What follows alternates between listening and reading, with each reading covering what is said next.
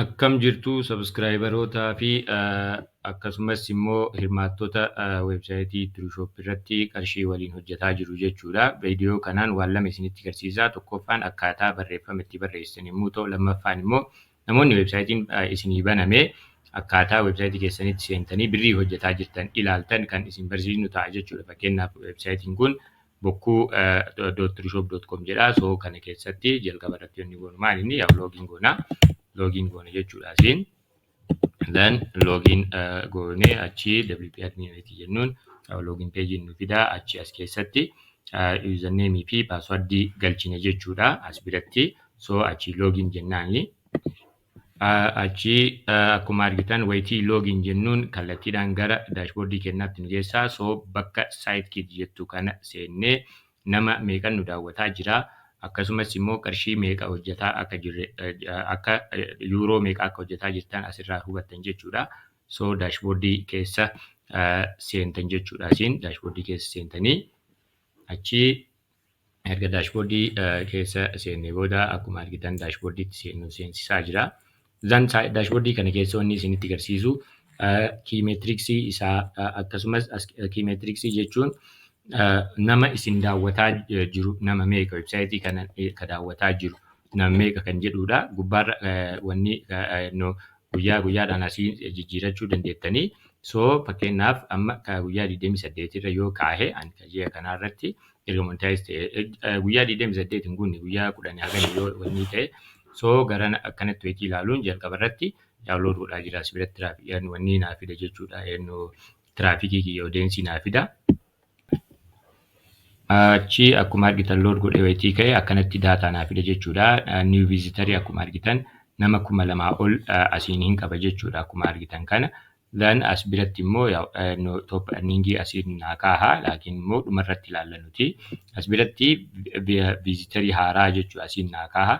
Visitariin kun karaa hedduudhaan wanni godha. As biratti fakkeenyaaf nama kallattiidhaan liinkii kiyyatti seenne parsantii 65 achi orgaanik sooshaal irraa sooshaal miidiyaa irraa kan dhufe parsantii 16 achi orgaanik sarchii irraa sarchi googilii sarchi godhee kan dhufe parsantii 10 achi riifaraaliirraa parsantii 6 tuqaa wayiiti achi azars kan jedhanirraa immoo parsantii 3 haganaa. So impireeshiniin isaa akkana ta'a akkuma argitan kana. So galii biiwii 2,000 oliin weebsaayitiin kun hagni weebsaayitiin bokkuu kun haga hojjetaa jiru bira yoo deemne akkuma argitan earningiin isaa guyyaa 30 hin caalu guyyaa 15 hin caalu erga weebsaayitiin kun baname garuu yuuroo 13 hojjetee jira. Achi yuuroo 81 hojjetee jira. RPM'n isaa biiwii 1,000 saantiima 81 argataa jira jechuudha weebsaayitiin kuni. So akkanatti ilaaltan jechuu daataa keessan. Achi amma immoo kallattiidhaan akkaataa barreeffama itti barreeffattanii fi peej biiwii kan keessan galii keessan itti guddifattan isatti tarra jechuudha.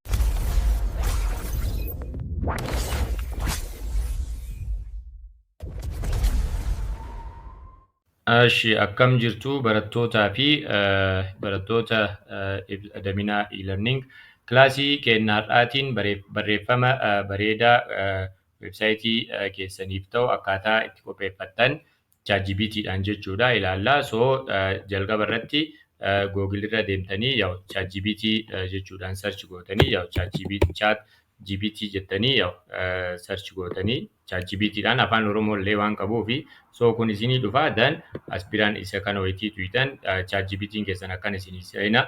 Yoo loogiin goone immoo loogiin gochuu hin dagatina. Loogiinii qaba sign up yookaan loogiin kan jedhu dan Gmail keessanii loogiin gootanii so as keessatti wanni jalqaba irratti gaafattan maal inni gaafiin keessan ka ta'u mee waa'ee jalqaba irratti taayitilii naa kennii jettaniin afaan Oromoodhaan jechuu asirratti fakkeenyaaf waa'ee seera isin akka feetan jechuu dandeettanii daldala Itoophiyaa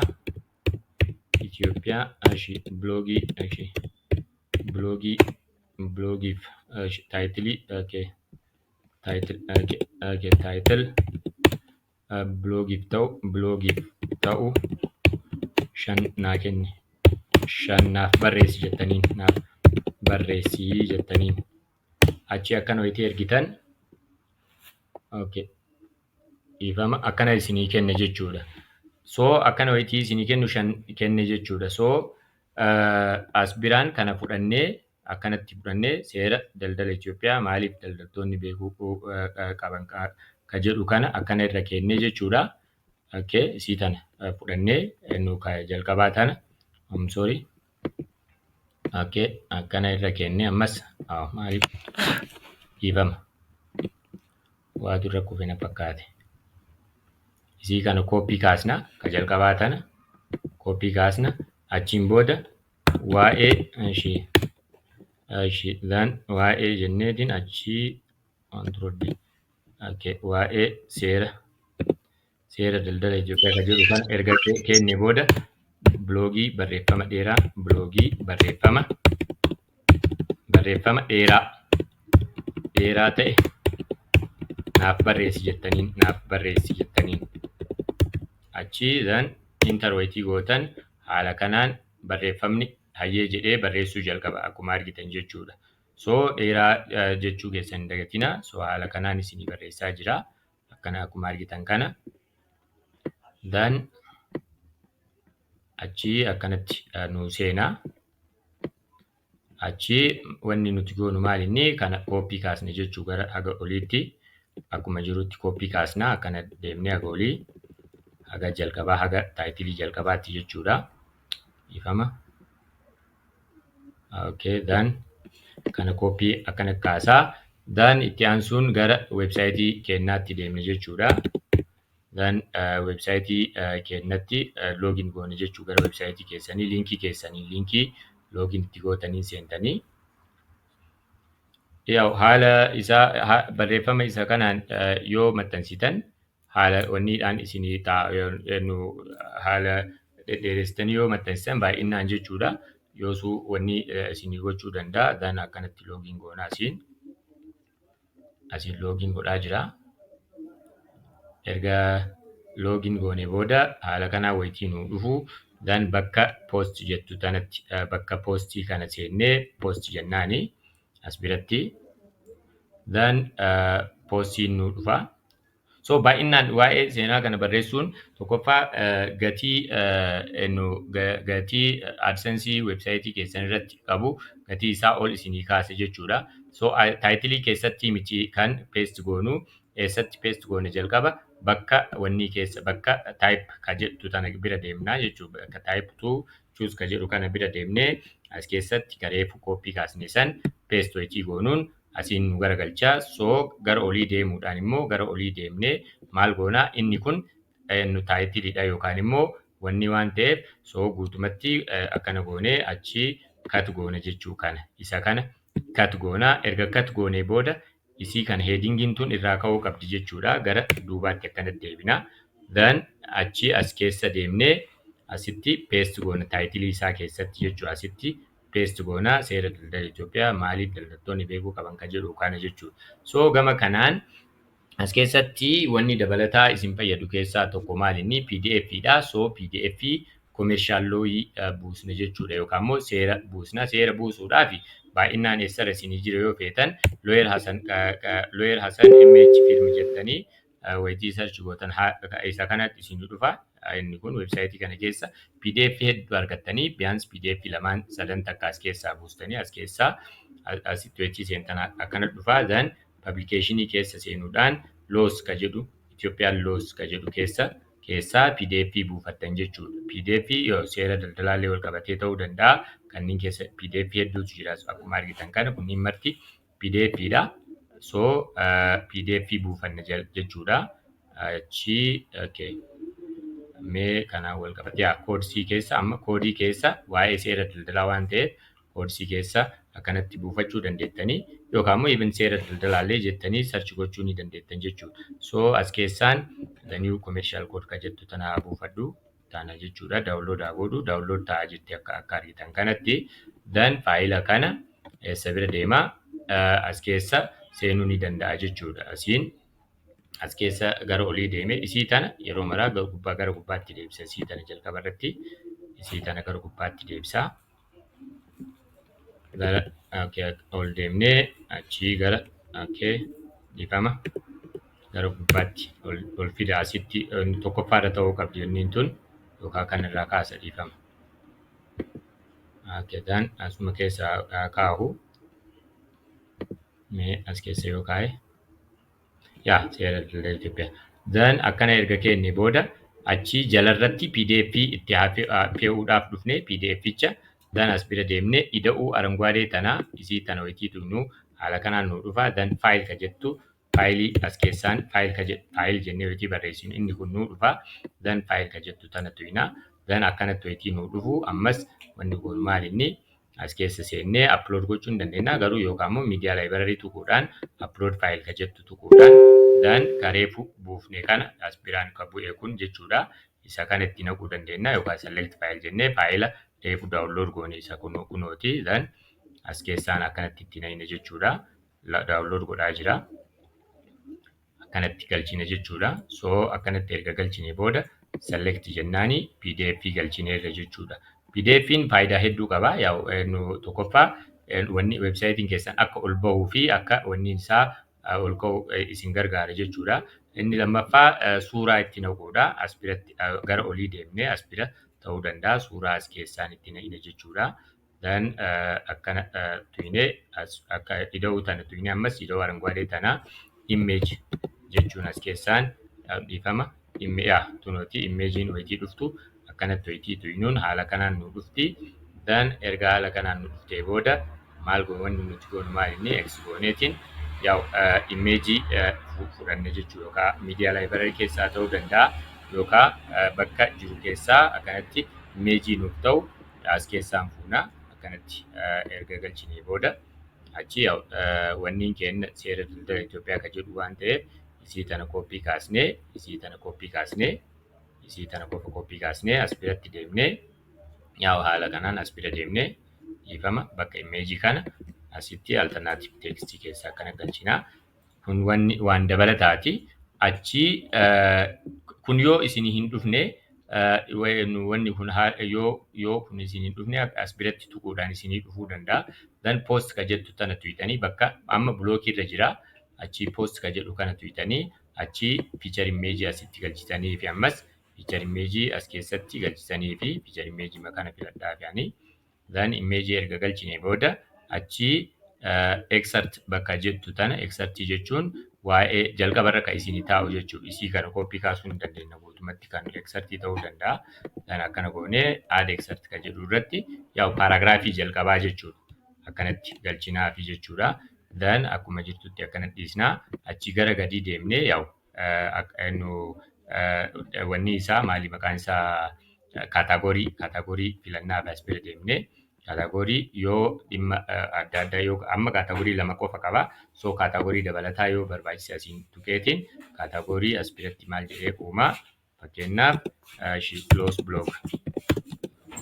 blog jedhee asiin galchaa fi dan achi create add new category ka jedhu kana as keessa galchaaf jechuudha. Amma booda takkittii qofa uumtanii kana booda waa wayii dhimma seeraatiin wal qabatee yoo barreessitan kaataagorii amma akkana wayitii isinii taa'u kaataagorii kana filattanii fi jechuudha. So haala kanaan akkasitti galchisanii fi dhumarratti liinkiin keessoo taa'ee jira. Liinkii dabalataa liinkii alaa ammoo yoo feetan dabalata asiillee akkana gootanii liinkii kana akkuma jiru liinkii websaayitii biraa liinkii websaayitii hiriyoota keessanii akkasitti walii hidhuu dandeettanii dan akkana fuutanii achii dhumarratti as bira deemtanii dan as biratti paste gootan jechuu wanni mataan liinkii akka isin jalaa wanni hin taaneef akka isin hin cinqinee fi gana SEO maalii kana sirreessuu hin barbaanne sababni isaa immoo maal inni kunuu hinga haala kanaan galchinaan jechuudha. So erga kana gootaniin booda waan maraa fitnee jirra. So dhumarratti wanni nuti goonu maal inni publish gochuudha jechuudha. So publish ka jettu eessa bira jirti publishin ifama waliin publishii laallee publish goone jechuudha. Kunooti publishiin asiin dhufti.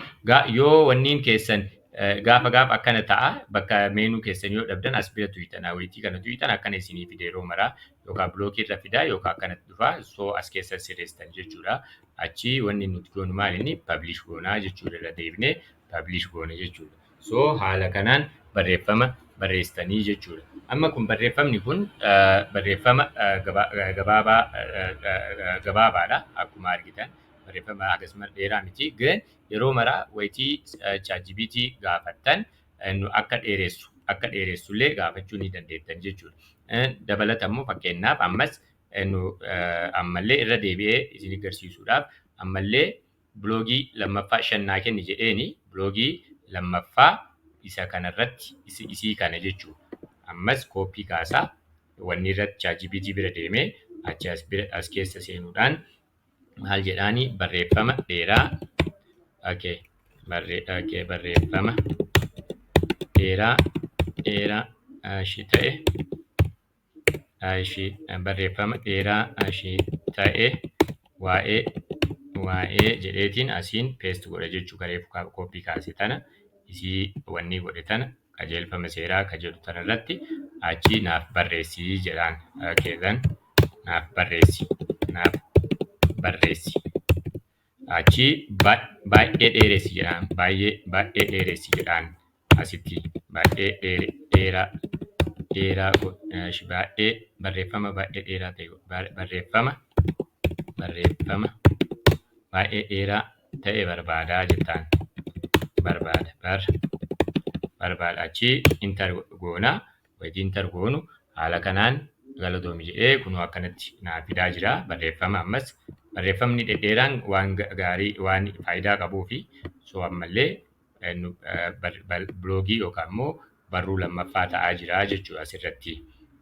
Soo kunoo waa'ee e-commerce mara kaasee waa'ee hedduu as keessa wanni godhaa jira barreeffama dhedheeraa godhaa jira yaa isin edit gochuullee hin dandeettanii keessattuu websaayitii haaraa warri qabdan at least dubbistanii edit gochuullee silaa gootan immoo wanni gochuu ni dandeettan jechuudha. Asirratti dubarratti maal jedha isii tana kooppii akka hin kaasne yoo ati fedhii qabaatte ani barreeffama kana sirna SEO irratti qindaa'e keyword meta description qabu akka maxxanfamu qopheessuu nan danda'aa jedha. Isinii galeera miti. Kanaafuu maal qabaa as jalatti yoo feetan maal jettanii fedhii qabaa jettaniin asitti fedhii qabaa jettaniin amma barreeffama kana SEO irratti hundaa'e yookaan immoo search engine optimization qabu akka isinii barreessituuf jechuudha. Kanaafuu ishee irratti akka maxxanfamu qopheessuu ni danda'a ka jedhu kana naaf qopheessi maal jedhaani sirnaan barreeffama sirna SEO irratti qindaa'e naa barreessi akkana jedhee isa kanaan itti kenne jechuudha. Fedhii qabaa barreeffama kana haala jedheeni as keessa haala sirna SEO irratti qindaa'een naa barreessi jedhaan naaf barreessi jedhaan. Isin dhumarratti waawwee isiniin jetti soo akkana wayitii jedhuun indaganaa sirreessitee kiiwardii isaa guutuu isaa haala gaarii ta'een meta descriptionii guutuu isinii kenniti. Soo jalqabarraa kaasee haga dhumaatti wanni itti galchitanii jechuudha. Soo jalqaba galchinu isa kam jechuudha barreeffama dheeraa san kooppii kaasnee isatti naqne jechuudha asirraa kaasnee. Soo asirraa jalqabnee gara gadii deemuudhaan ka jalqabaa barreeffama dheeraa san asitti naqnaa achi SEO isaa immoo gara duubaa deebinee as keessatti itti naqnaa jechuudha. Sanaaf haga asiiti. Haga asii jechuudha. Haga asii. Kana kooppii kaasa ammas kooppii kaasaa barreeffama lama maxxanse jechuudha asirratti wanni hubachuu qabdan. Amma achiin booda ammas deemee almost kana fitee jira. Soo achi ammallee add new post godhe jechuudha. Amma reefu kun barreeffamni reefu kana fakkaata akkuma argitan kana. Amma immoo barreeffama dabalataati ka barreessuu barbaade as bira deemuudhaan new ka jettu tana tuquudhaan post ka jedhu irra tuqee ammallee as keessaan barreeffama dheeraa ta'e wanni SEO'dhaan qindaa'e kana haala kanaan itti kennaa jechuudha. Ammallee hin eegnaa. Achi jalqaba amma bakka kamitti naqnaa as keessa seennee as keessatti bakka reefu kooppii kakaasne san paste goone jechuudha. Kooppii itti kaastan akkasitti akkuma an godhe sanitti gootan jechuudha. Barreeffamni kun haga tokkoon dheerata. Then hagana deemee then akkana kooppii kana guutuu isaa cut godhe jechuudha. Kana cut godheetiin kan ammoo irraa kaasa delete godhe jechuudha. Akkanatti back wayitii gootan delete ta'a inni backspace wayitii tuqxan jechuudha. So as bira deemuudhaan achi wanni isaa paste godha jechuudha. Taayitiliin isaa akkana jechuudha. As biratti illee taayitiliin isaa as keessatti asitti galchaafi jechuudha. So haala kanaan erga naa galchee booda achi wanni dabalataa barbaadu imeejiidha, suuraadha akkuma beektan. So as bira deemee suuraa tokko ammallee kennaafi suuraan kennaafi imeejii keessa seenuudhaan suuraa kennaafi suuraa qabaachuun isaa bareeda waan ta'eef zan as keessa deemee zan yookaan upload gochuu danda'a yookaan miidiyaa laayibireerii keessaallee fuudhuu danda'a. As bira deemee zan as keessaa miidiyaa laayibireerii keessaa fuudha. Ammaaf immoo isa kamaa fudhadhu. Isa kanaa fuudhu yookaan isa kanaa fuudhu zan achi asii select godhaani.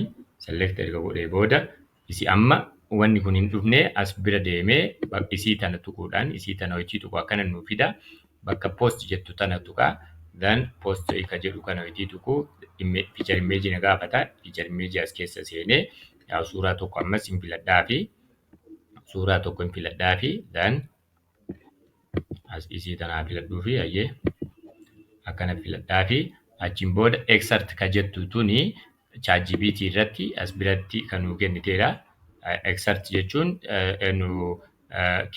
wanni keyword yookaan immoo meta description jechuudha. Isii tana fudhadha jechuu isii tana haala gabaabaadhaan koppii kaasaa isii tana qajeelfama. SEO irratti hundaa'ee waan naa barreesseef jechuudha. Then haala kanaan as keessa add extract ka jettu keessa seenee haala kanaan paste itti godha. Then akkasitti erga wanni godhee booda achi bakka kaataagorii deemee amma waa'ee seeraa waan ta'eef kan maxxansee irra deebi'ee kaataagorii biraa uumuun nan barbaachisu akkuma maaliif takka uumee jira.